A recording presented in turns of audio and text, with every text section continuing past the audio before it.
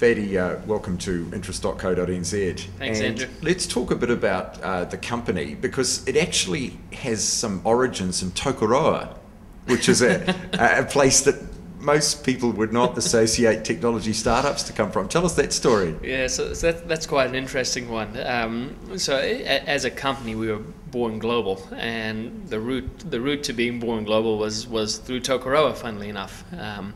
We signed our first major deal with John Deere, and John Deere has a subsidiary in Tokoroa called Waratah, which is a world leader in the development of forestry harvesting attachment, or the world leader. They own the largest chunk of market share, and it was basically through that subsidiary that we got introduced to the world of John Deere, and that we got our first major commercial contract signed, and subsequently the company was founded. Tell us a bit about the business PowerbyProxi, because it's not a business most people would be associated, would know very much about, and yet you are operating in some amazing technological space. Yeah, so we're PowerbyProxi is a wireless power solutions company, and we specialize in providing wireless power into wet, dirty and moving industrial environments, but also into consumer and design constrained applications. So really this is the same way that we think of Wi-Fi broadband being transmitted kind of magically through the air. That's the same sort of concept with power? It's a little bit different. With power, it's much shorter range. So we're not talking about turning your entire house into a wireless power zone. But we can create hotspots in the home, for example. Potentially we could create a surface, a table, a kitchen bench that when you place devices on that particular surface, it's completely energized. And the uniqueness of our technology is that you can place those devices anywhere you like on that surface. You have complete spatial freedom. So we're not talking about broadcasting power tens of meters. Yeah. But the issue the problem we run into is that we constantly need devices that are charged. We all have the ritual at night that you have to put your mobile on charge overnight. But you're talking about the concept that this could all just happen as a natural course of the day. Absolutely. So these days, most families will have a couple of iPhones, a couple of iPads, some MP3 players, a laptop or two, who knows what else. Now, you could just go home, drop all those devices onto your coffee table, and they'll just start recharging. You don't have to sit there and plug every single one of those devices in. More and more families are going completely digital in terms of the way they create and consume media, and it's not uncommon for a family to have a massive big bin full of wall warts that they use for charging. So what we can do in the consumer space is develop a much more ubiquitous and a much more convenient charging solution for all those devices. But the big money, I'm thinking, is probably in the industrial space. Yeah, I mean, as a company,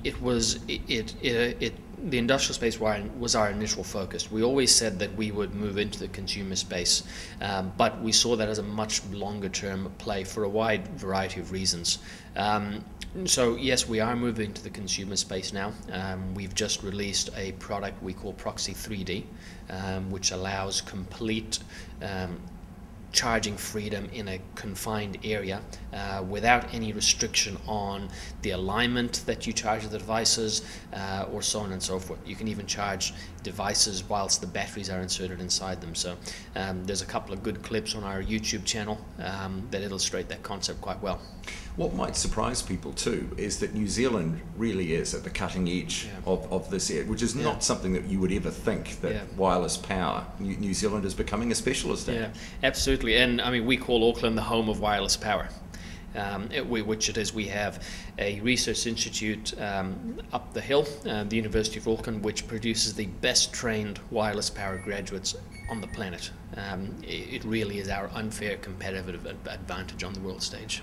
And yet the struggle is to find enough staff with the qualifications to work for you. Yeah, absolutely. So we are always looking for talented engineers to come and join us. Actually, only 10% of your staff are actually New Zealanders. Yeah, that's correct. That's correct.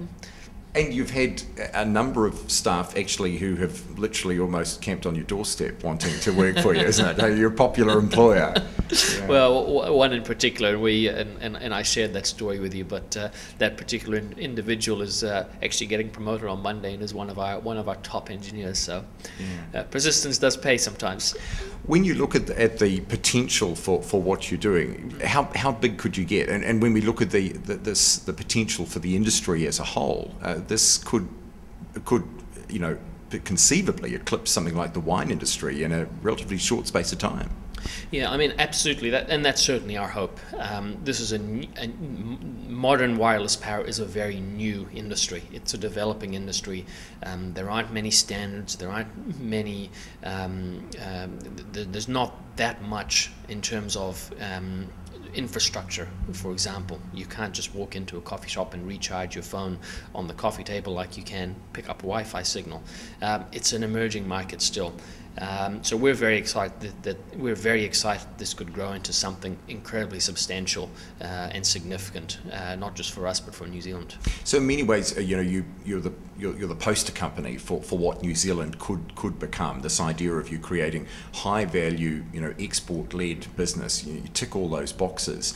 Where is the potential, do you think, for more of these sort of companies to follow in your way? Yeah, I think that's a good question. I think that it's really important that we start to look towards, different sources of income as a nation.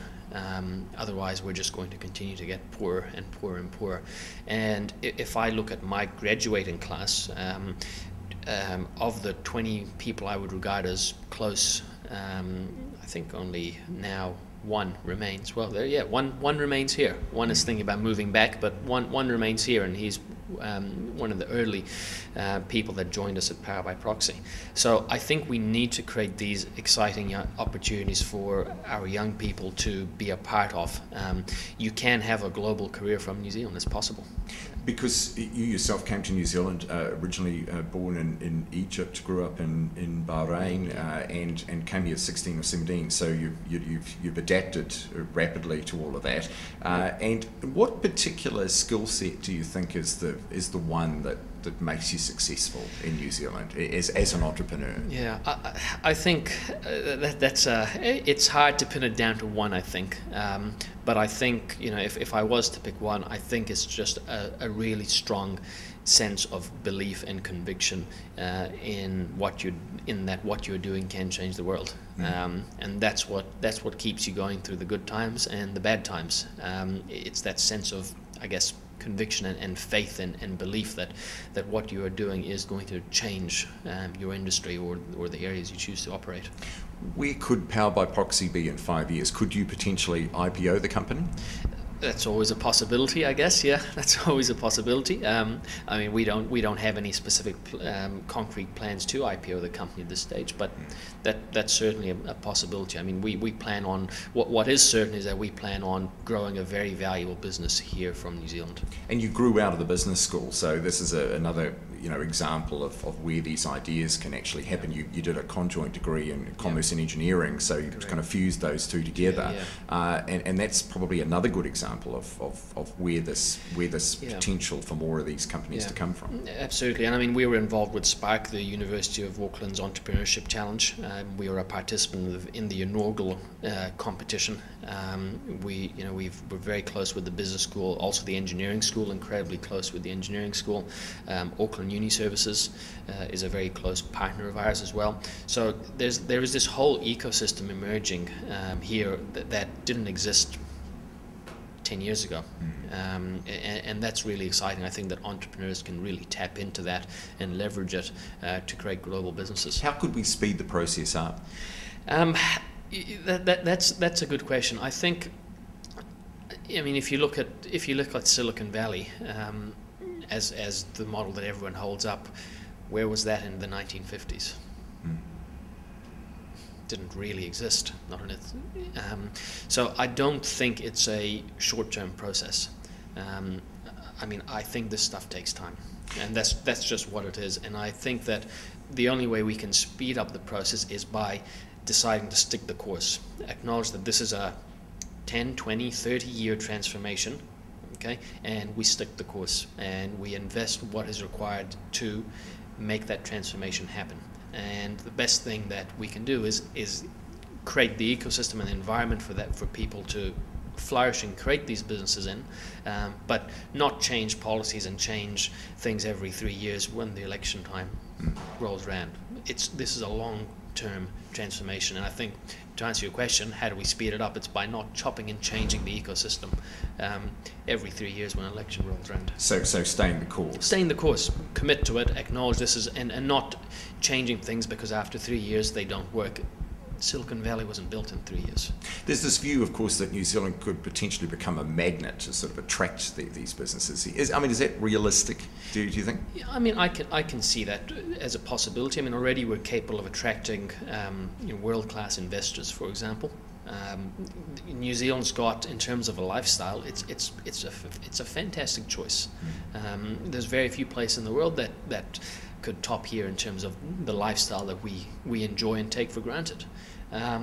So that, coupled with exciting business and career and business opportunities, that's what's required to complete that circle, if you like. I mean, I think this is a very attractive destination in a number of ways. You've grown quickly so far.